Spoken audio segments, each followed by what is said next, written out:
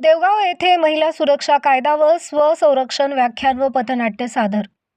महिलांवरील होणारे अत्याचार कमी कसे होतील व महिला यांच्या संरक्षण याबाबत लासलगाव पोलीस ठाण्याचे सहाय्यक पोलीस निरीक्षक भास्कररावजी शिंदे साहेब, रेल्वे सुरक्षा बल पोलीस उपनिरीक्षक प्रशांत गवई साहेब, पोलीस उपनिरीक्षक मोहन पाटील साहेब, महिला समितीचे अध्यक्ष अनिता जाधव यांनी श्री डी.आर. भोसले माध्यमिक व उच्च माध्यमिक विद्यालयात विद्यार्थ्यांना विद्यार्थी सुरक्षा व स्वसंरक्षण व्याख्यान आयोजित केले होते.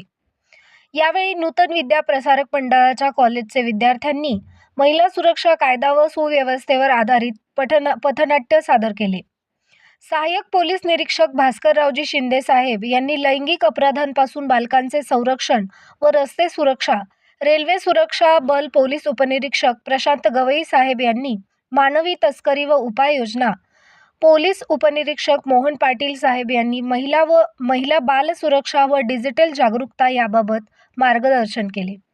प्रसंगी शालेय व्यवस्थापन समितीचे अध्यक्ष भाऊसाहेब अण्णा बोचरे, पोलीस पाटील सुनील बोचरे, प्राचार्य के.एम. गाजरे, माजी पोलीस पाटील भास्करराव बोचरे, मनोहर बोचरे, दिनेश कुमार शर्मा, सुनंदा बोचरे, पर्यवेक्षिका श्रीमती S.A. गांगुर्डे, SP गायकर आदींसह शिक्षक, शिक्षकेतर कर्मचारी, विद्यार्थी, पालक मोठ्या संख्येने उपस्थित होते. महाराष्ट्र 7/12 न्यूजसाठी गणेश ठाकरे, प्रतिनिधी.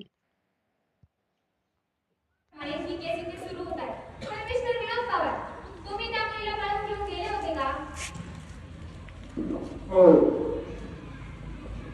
नाही मी नव्हतं दिलं. तुमचा त्या मुलीचा वय पूर्ण आहे का 18 वर्ष? नाही. हो आहे. ठीक आहे, या तुम्ही. मुलीचं आहे बरोबर. 401 आरोपीनुसार मुलीची आई हजर हो. मुलीची आई हजर हो. तर मॅडम, पुष्पाचं वय 18 वर्ष पूर्ण आहे का? नाही, ती 16 वर्षाची. अहो मॅडम, तिचं 18 वर्ष पूर्ण आहे. अहो मॅडम, ती 16 वर्षाची आहे. अहो 18 वर्ष पूर्ण आहे तिचे. अहो मी तिची आई आहे, मला माहिती ती 16 वर्षाची आहे. ठीक आहे, या तुम्ही. पोलीस अधिकाऱ्यांना बोलवण्यात यावे. पोलीस अधिकारी हजर हो. सर, तुम्ही काय काय चौकशी केली?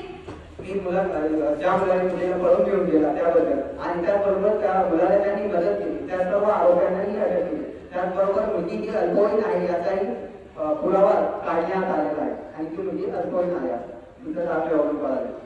Thank you sir. या तुम्ही. मी माझ्या अंतिम निर्णयापर्यंत पोहोचलो आहे.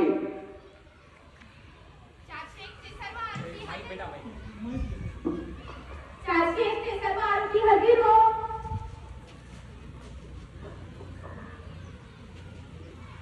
मुख्य आरोपी विनोद पवार यांनी अल्पवयीन मुलीला पळवून नेल्याबद्दल यांना 10 वर्षाची शिक्षा सुनावण्यात येत आहे. आरोपी नंबर 2 यांनी मुख्य आरोपीला मदत केल्याबद्दल त्यांनाही 3 वर्षाची शिक्षा सुनावण्यात येत आहे. आरोपी नंबर 3 यांनी मुख्य आरोपीला आर्थिक मदत केल्याबद्दल यांनाही 3 वर्षाची शिक्षा सुनावण्यात येत आहे. चौथे आरोपी यांनी मुख्य आरोपीला राहण्यास मदत केली यामुळे यांनाही 3 वर्षाची शिक्षा सुनावण्यात येत आहे.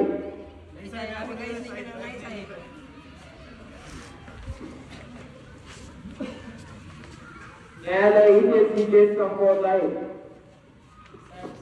त्याच्यावर